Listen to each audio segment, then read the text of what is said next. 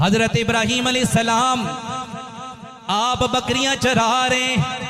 इसी दौरान अल्लाह के फरिश्तों ने अल्लाह की बारगाह में अर्ज किया, अल्लाह तेरे इब्राहीम को आजमाना चाहते हैं। अल्लाह ने फरमाया, ए मेरे फरिश्तों चले जाओ, मेरे इब्राहीम को आजमा लो। हजरत इब्राहीम अलैहिस्सलाम के पास बेशुमार बकरियों का रेवड़ मौजूद था, आप बकरियां चरा रहे हैं। इसी दौरान अल्लाह के फरिश्ते इंसानी शक्ल में चले गए। इब्राहीम अलैहिस्सलाम को जब बकरियां चराते हुए देखा, उन्होंने करीब आकर अल्लाह का जिक्र करना शुरू कर दिया।